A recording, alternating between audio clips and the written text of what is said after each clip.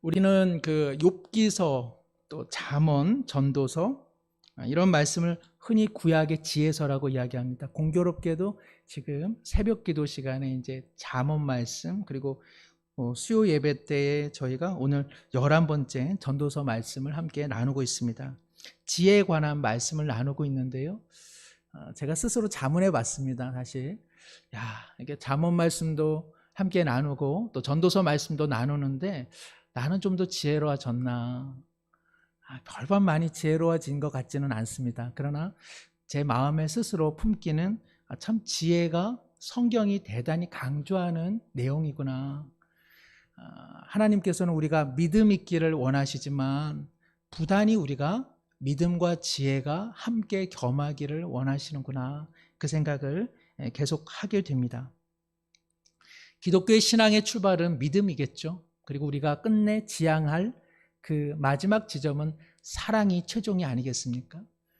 그러나 믿음에서 출발해서 사랑까지 가는 데에 우리의 중요한 신앙 원리 중 하나는 지혜가 아닌가, 그런 생각을 하게 되면서 성경에 의외로 지혜에 관한 중요한 말씀들이 많은 까닭도 바로 하나님께서 우리 가운데 지혜 주시기를 원하시기 때문이 아닌가, 그렇게 생각됩니다.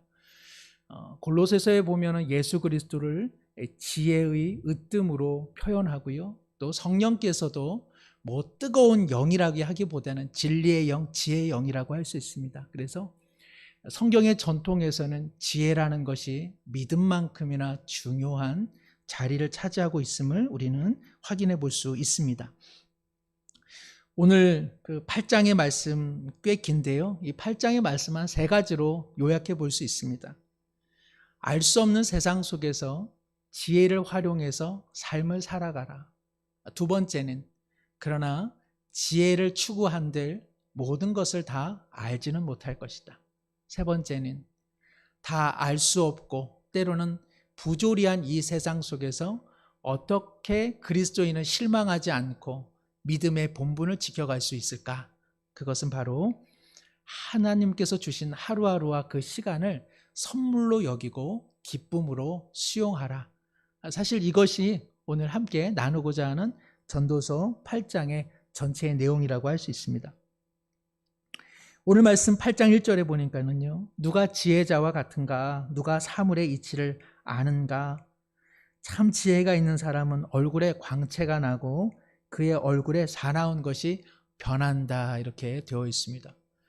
지혜로운 사람은 판단력이 좋겠죠. 그리고 삶에 돌아가는 어떠한 그 이치를 알기 때문에 마음의 누구보다도 조금 더 평안함이 있을 것입니다. 누군가의 얼굴에 밝은 광채가 나면 좀 지혜로운 사람이고, 얼굴이 자꾸 사나워지면 지혜가 없어서 근심과 염려가 많은가, 이렇게 추정해 볼 수 있기 때문에 우리가 오해를 받지 않기 위해서는 어떻게 해야겠습니까? 밝은 얼굴로. 저는 이제 조금 피부 색깔이 사실은 어둡거든요. 그러니까 피부가 어둡지 마음이 어둡지는 않습니다. 그래서 우리가 밝은 마음으로, 또 우리가 사나운 얼굴 표정을 조금 내려놓고 주님의 지혜를 사모할 때 우리의 얼굴 표정도 달라진다, 광채가 난다고 이야기하고 있습니다.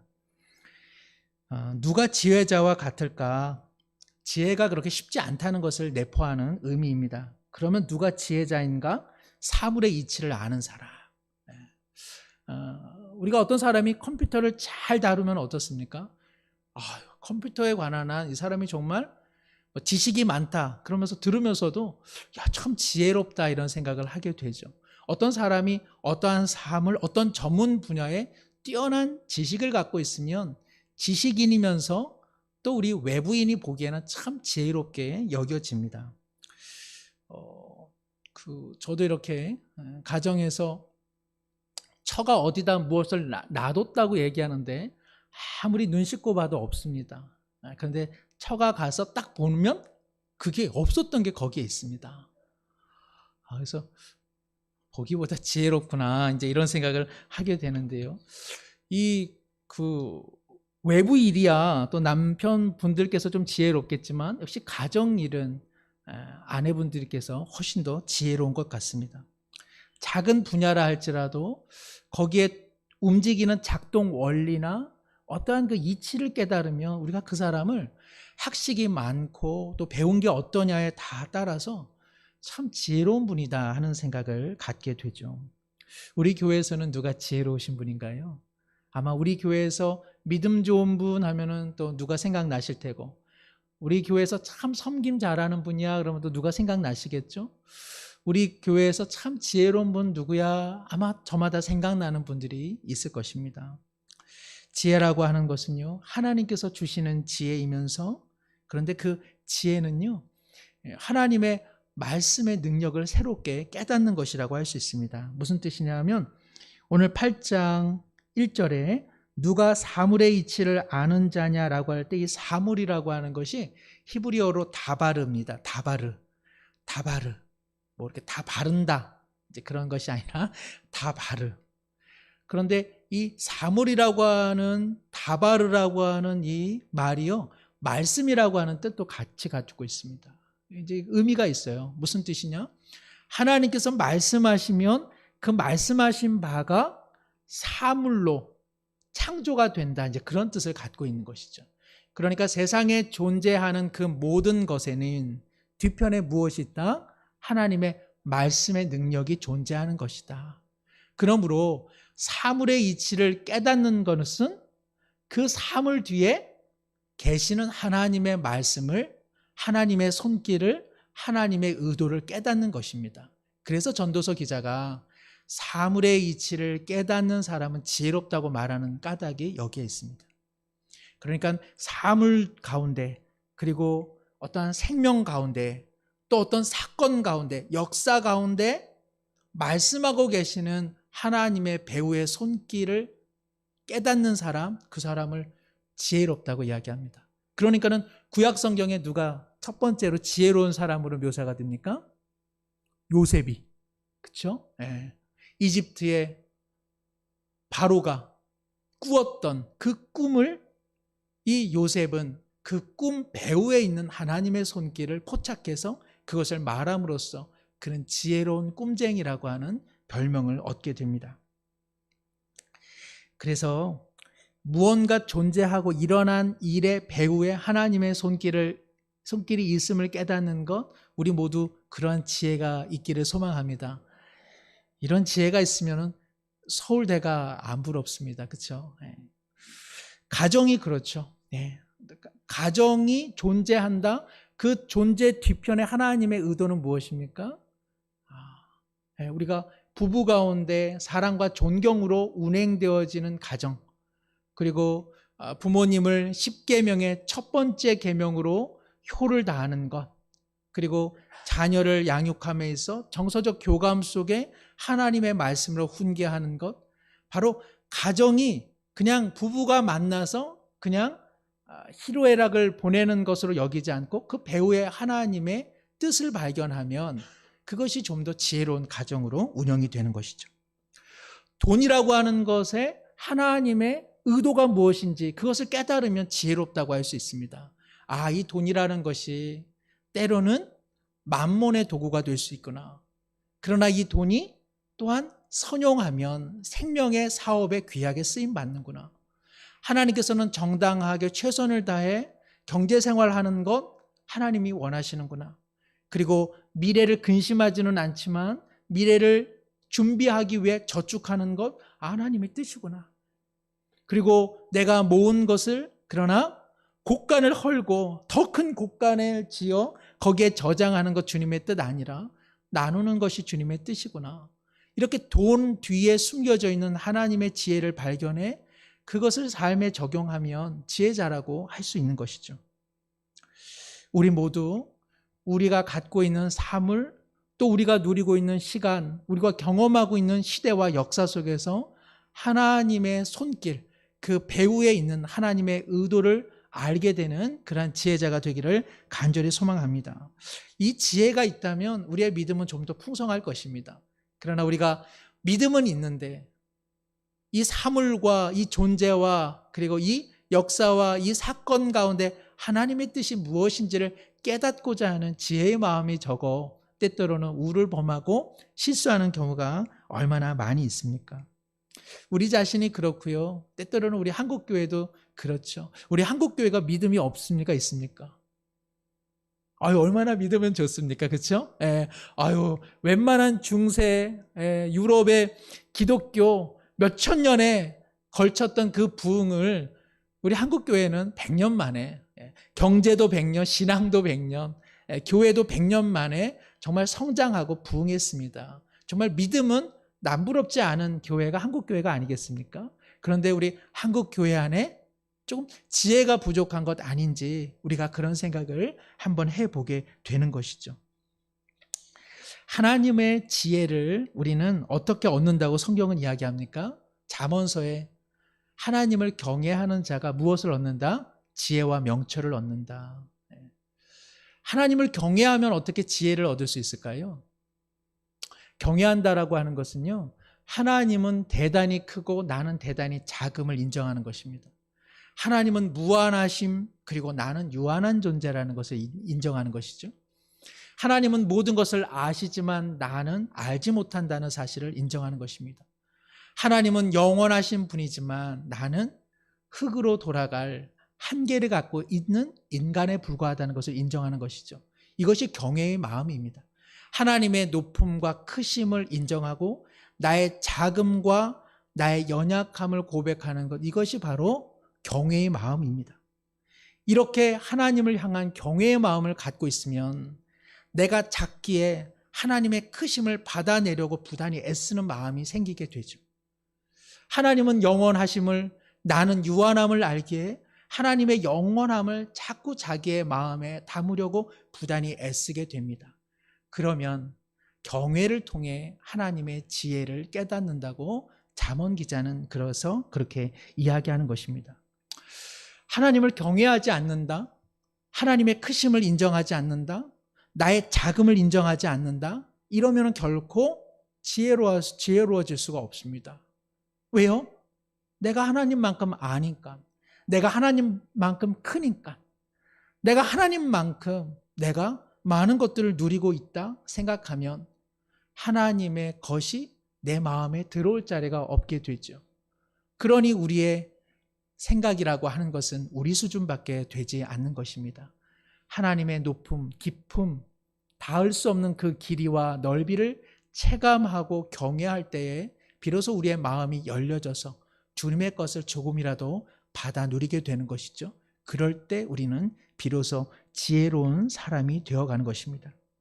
오늘 8장 1절에 참 지혜자는 사물의 이치를 깨닫는 자요, 사물 뒤에 있는 하나님의 의도를 아는 자요, 바로 그것을 알 때 인생 얼굴에 있는 수심은 거두어지고 밝은 마음의 광채가 비춰질 것이라 말씀하는데, 이와 같은 은총이 우리의 신앙 여정 가운데 부어지기를 간절히 소망합니다.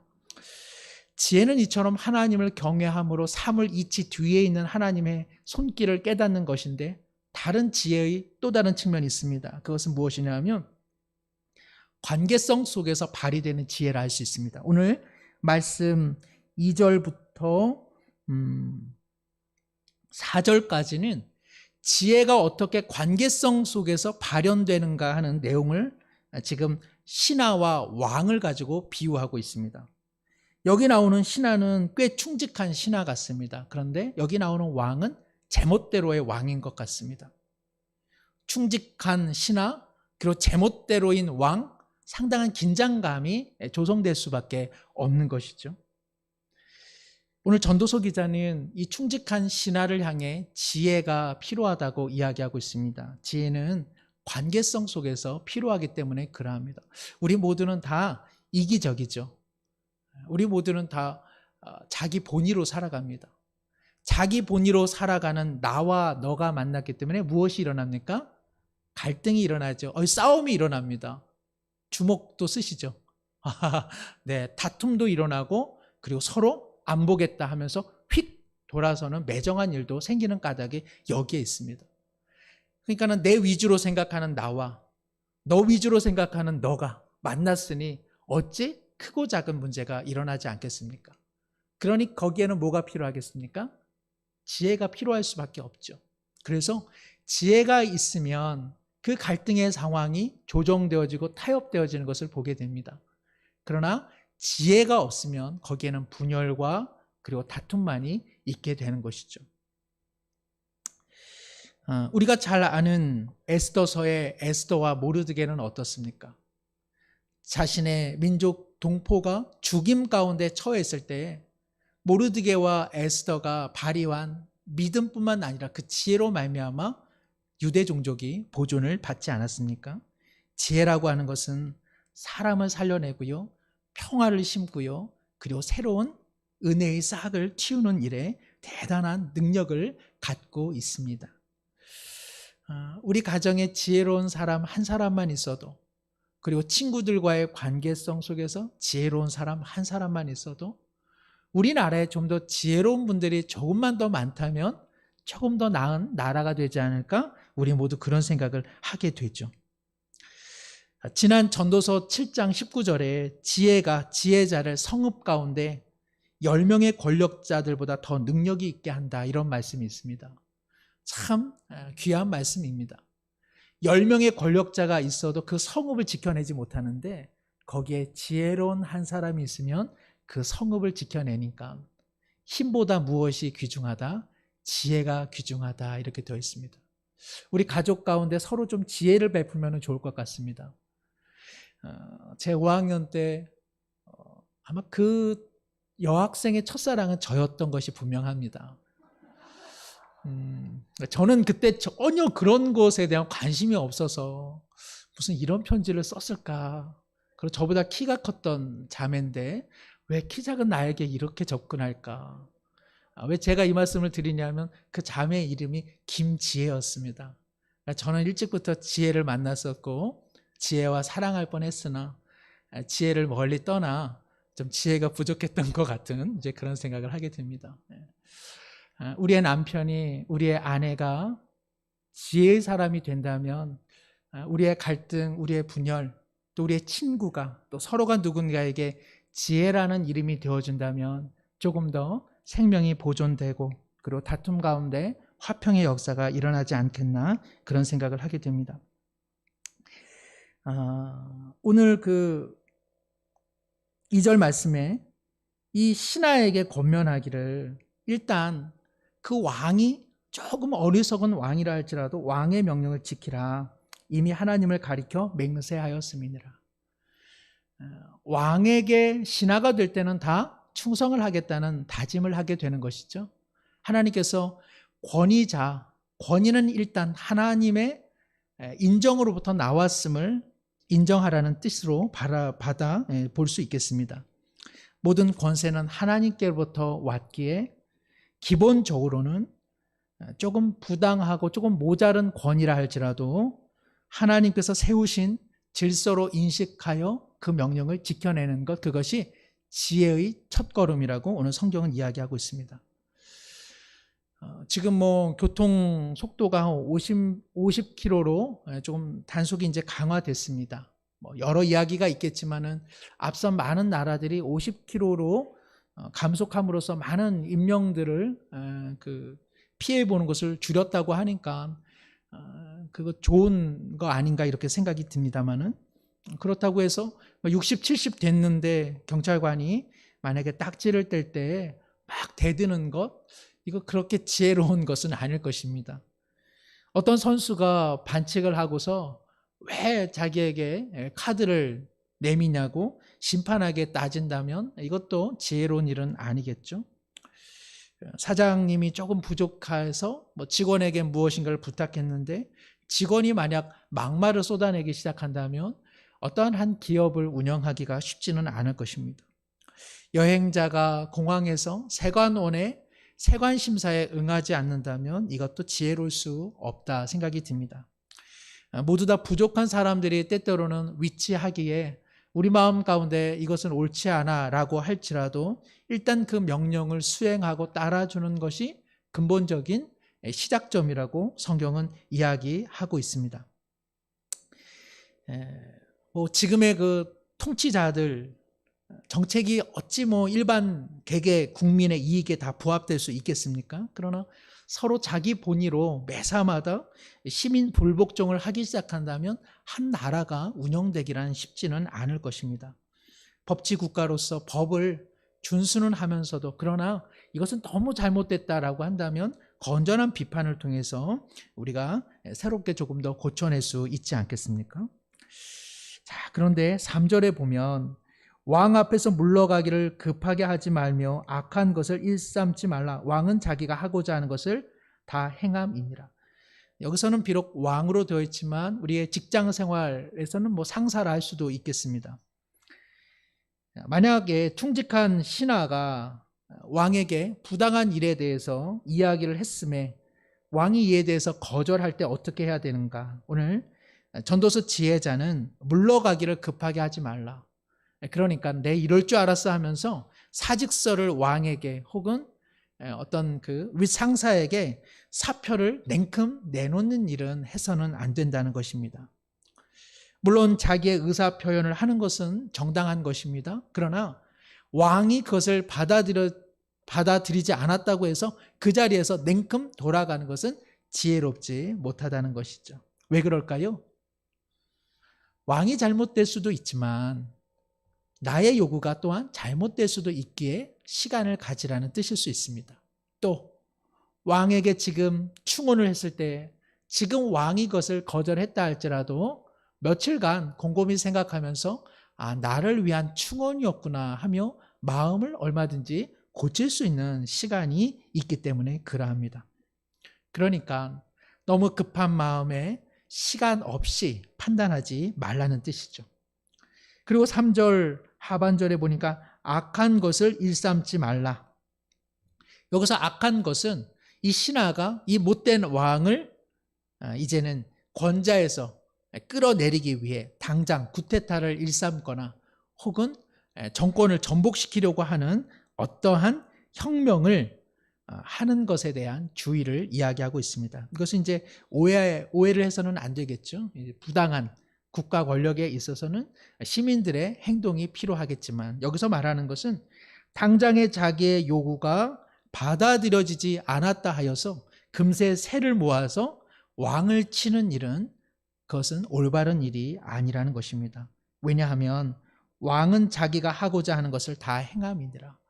왕은 그 모든 것을 알고 있는 경우가 많기 때문에 도리어 왕에게 죽임을 당하는 어리석은 일들이 일어나기 때문이라고 이야기하고 있습니다.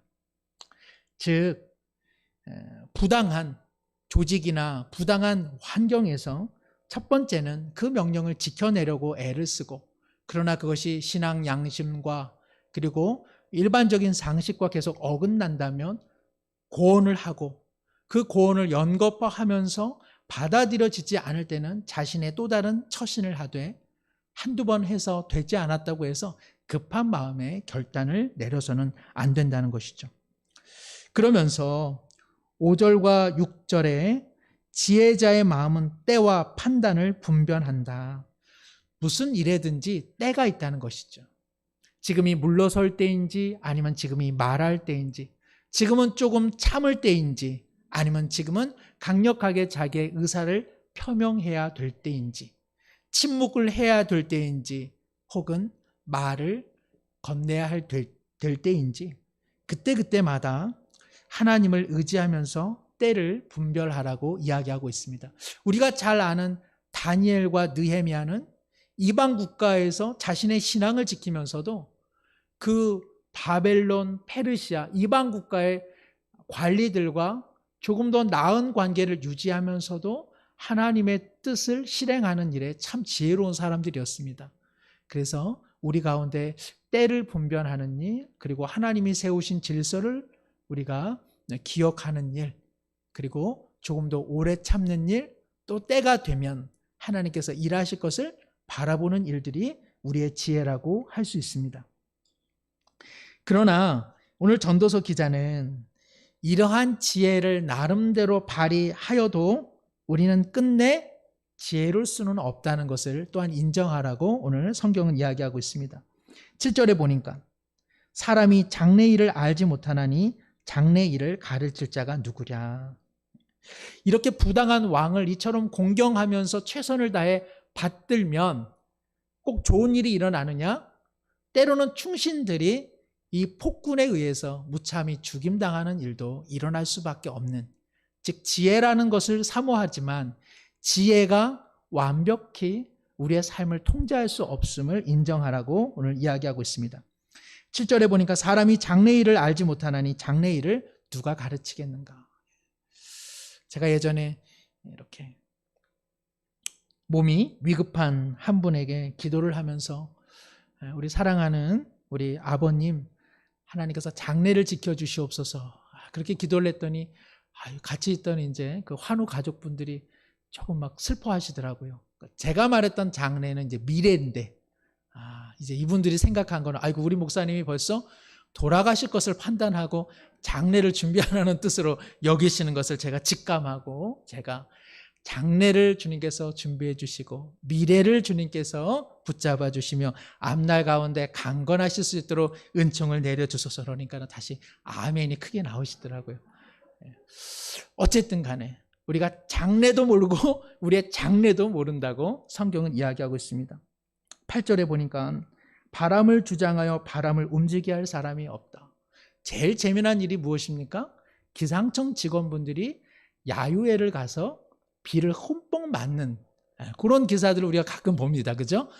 기상청 직원분들이 정말 화창한 날을 잡았는데 운동장에서 날벼락을 맞고 천둥 속에서 번개를 맞고 비난리 속에서 야유회를 취소하는 일들이 가끔 기사에 뜨는 때가 있습니다. 오늘날 뭐 슈퍼 기상센터를 운영한다 할지라도 언제 어떻게 날씨가 시시각각 변하는지 우리의 지혜로는 그것을 파악해내기가 어렵습니다. 죽는 날을 자기 뜻대로 주장할 사람이 없고요. 전쟁이 언제 일어날는지 누가 알겠습니까? 오늘 참 미얀마에서 또 팔레스타인과 이스라엘의 사태를 보면서 누가 과연 그러한 일들이 일어나리라 예측할 수 있겠습니까? 8절 하반절에 보니까 악이 그 주민들을 건져낼 수 없다. 조금 악이라고 하는 것도요, 어떤 사람이 내가 악하게 살자, 그거 자기를 위한 삶이거든요. 내가 악을 통해서 내가 내 삶을 보존해 보겠다. 그런데 악을 통해서도 그 악의 집단이 결코 도움은 받지 못한다는 뜻입니다. 그러니까 나름대로 지혜를 발휘한다 할지라도 때로 그것이 우리의 한계를 다 극복시키지 못한다는 것을 기억하라. 9절 하반절에 보니까 사람이 사람을 주장하여 해롭게 하는 때가 있도다. 우리의 약함 때문에 지혜가 있어도 우리가 지혜를 통해 모든 것을 다 알 수 없고, 두 번째는 이 세상이 에덴의 동쪽, 즉 불합리하고 그리고 부조리한 세상이기 때문에 지혜로운 처신을 해도 그 지혜가 타 능력을 발휘하기는 어렵다는 뜻을 지금 이야기하고 있는 것입니다. 사람이 사람을 주장한다, 해롭게 한다, 즉 부조리한 우리의 인생의 모습을 이야기하고 있습니다. 10절에 보니까 내가 본즉 악인들은 장사 지난 바 되어 거룩한 곳을 떠나 그들이 그렇게 행한 성읍 안에서 잊어버린 바 되었으니 이것도 헛되도다. 우리 성경은 이렇게 번역했는데 사실은 이 10절의 본문 외에 원래적인 뜻은 다른 성경 번역본을 좀 참조해야 됩니다.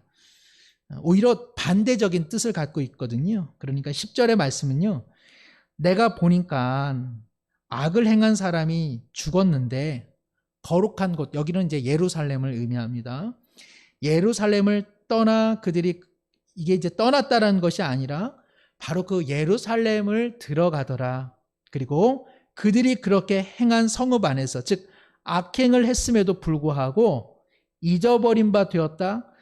잊어버린 바 된 것이 아니라 사람들에게 칭송을 받더라. 사실은 이제 10절은 조금 다른 성경 번역본을 통해서 조금 수정될 내용 중에 하나입니다. 그래서 이 전도서 기자가 본 것은 무엇이냐면 악한 사람이 있는데 그 악한 사람이 죽는 날까지 사람들에게 칭송을 받고 죽더라.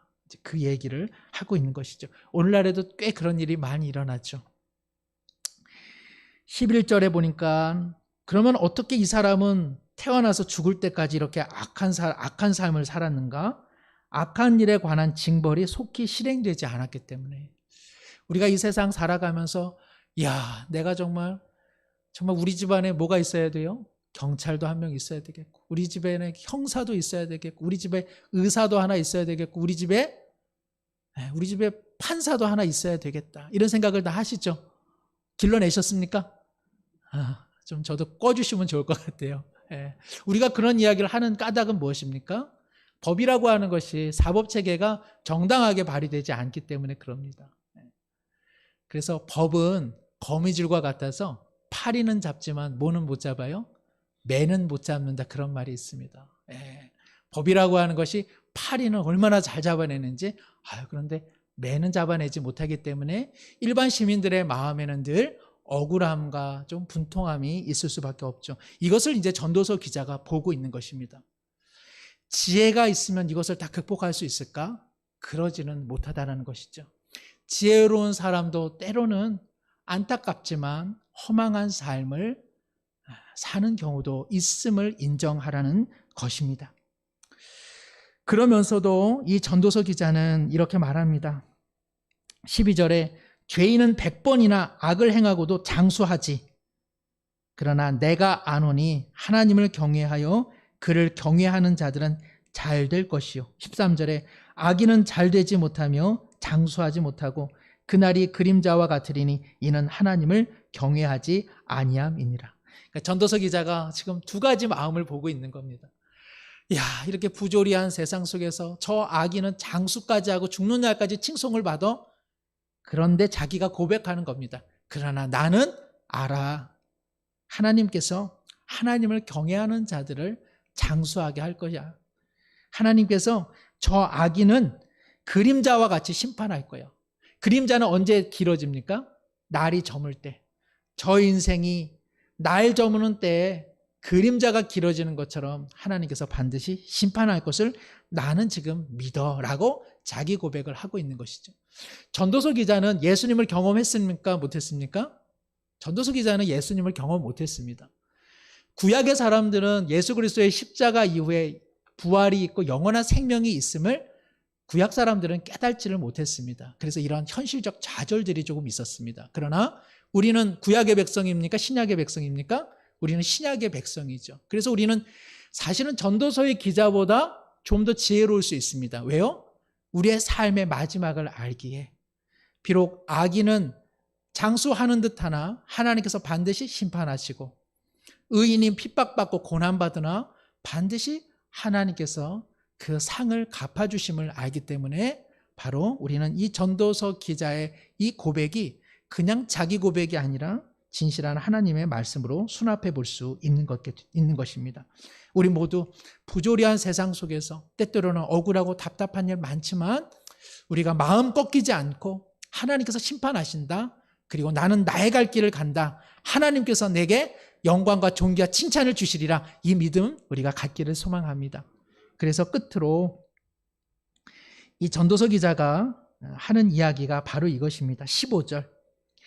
이에 내가 희락을 찬양하노니 이는 사람이 먹고 마시고 즐거워하는 것보다 더 나은 것이 해 아래는 없음이라. 하나님이 사람을 해 아래에서 살게 하신 날 동안 수고하는 일 중에 그러한 일이 그와 함께 있을 것이니라. 전도서 기자는 지금 두 가지를 앞서 이야기했습니다. 하나님을 경외함으로 지혜를 활용하라. 그러나 그 지혜가 모든 것을 해결하는 능력이 있지는 않을 것이다. 자, 그러면 이제 우리 가운데 물음표가 생기죠. 지혜를 활용하지만 이 부조리한 세상 가운데 억울한 일 당하는데 하나님 저 어떻게 살아요? 바로 그것에 대해 전도서 기자가 이야기하고 있는 것입니다. 15절에 비록 세상이 부조리하고 모든 지혜를 다 통달할 수 없을지라도 한 가지 소망이 있는데 그것은 하나님을 기뻐하라는 것입니다. 비록 오늘 우리의 삶이 부조리하고 오늘 우리의 삶이 비합리적이고 뜻하지 않은 사건과 그리고 억울한 일이 우리의 삶 가운데 도처에 있다 할지라도 지나치게 마음을 상심시켜서는 안 된다는 것입니다. 하나님이 주신 한 날 한 날을 선물로 받아내라는 것입니다. 우리가 대단히 중요한 거죠. 어떤 분들은 우리가 삶을 누리십시오라고 하면 그거 먹을 것 많은 사람, 돈 많이 번 사람, 형편 넉넉한 사람이 그런 거지 누릴 시간이 어딨어 라고 말합니다. 그러나 우리의 가슴을 따뜻하게 하는 사람들은 누굽니까? 없는 형편 속에서도 그 삶을 긍정적으로 받아내고 고된 일상 속에서 눈물 흘릴 만한 고통 속에서도 그것을 감사하면서 또 정말 작은 음식, 정말 소박한 일상 속에서도 정겨운 사랑으로 살아가는 사람들 보면 우리 마음 가운데 얼마나 큰 감동이 됩니까? 오늘 주님께서 하시는 말씀이 바로 그러한 내용입니다.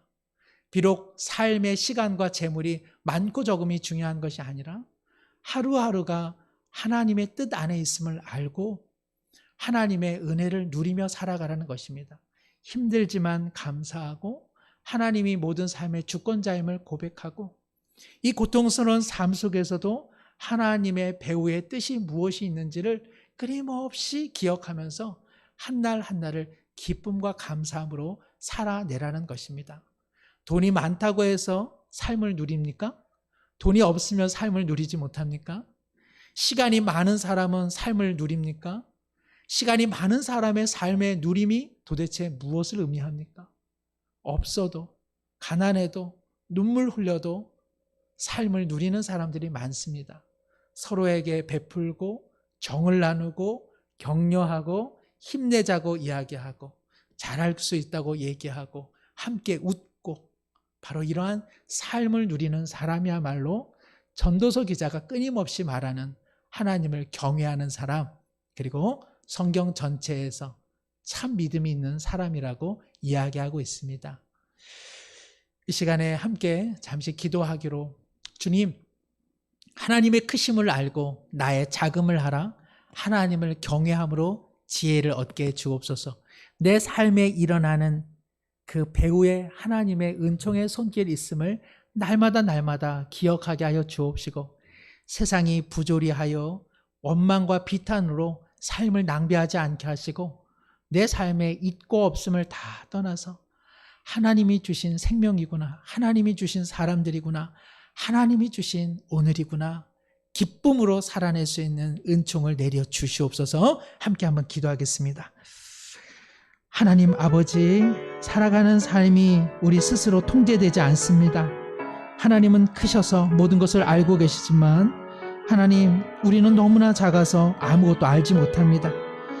오직 하나님을 경외함은, 그리고 하나님을 기뻐하는 것, 우리의 삶의 동력이 되는 줄로 믿습니다. 믿음으로 살아가게 하여 주시고 하나님을 경외함으로 살아가게 하소서. 주님, 주님의 뜻을 알기를 원하오니 사건과 사물과 인생과 그리고 나의 삶의 환경 배후에 하나님의 무슨 뜻이 있는지 끊임없이 추적하게 하여 주시옵소서. 그리하여서 당장에 마음 꺾이고 당장에 원망하고 당장에 포기하는 삶이 되지 않게 하여 주시고, 내 삶의 주변에 일어나고 있는 모든 사건과 배후 속에 하나님의 사랑의 뜻, 하나님의 선하신 손길이 있음을 경외함으로 맛보고 경험하게 하여 주옵소서. 비록 삶이 곤고하다 할지라도 하나님이 주신 선물인 줄 아오니 기쁨과 감사함으로 살아가게 하여 주옵시고, 그 기쁨과 감사가 정말 우리의 삶을 어떻게 변화시키는지 주님 깊이 깨닫는 지혜를 허락해 주시옵소서. 인도해 주옵소서. 하나님 아버지, 주님을 향한 믿음과 함께 내 삶에 일어나는 모든 일련의 사건과 사물, 그 뒤에 하나님의 선하신 뜻과 손길 무엇이 있는지를 보게 하여 주시옵소서.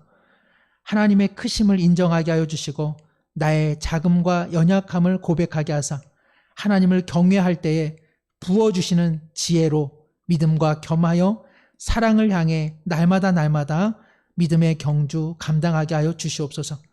세상이 부조리하고 비합리적이란 이유로 비판과 비탄과 슬픔과 원망과 부정의 마음으로 살아가지 않게 도와주옵시고, 그리할지라도 믿음과 지혜와 사랑을 베풀며 오늘 내게 주신 하루도 선물임을 고백하며 내게 주어진 환경도 주님의 어떠한 뜻이 있음을 고백하며 기쁨과 감사로 살아가게 하여 주옵소서. 모두가 일정한 시간과 일정한 공간 속에서 살아가는데 누군가는 삶을 누리고 누군가는 삶을 원망 속에서 살아가나니 주여 우리는 기쁨과 감사로 주님 주신 삶을 살아갈 수 있도록 인도해 주시옵소서. 함께 하시는 예수님의 이름으로 기도드리옵나이다. 아멘.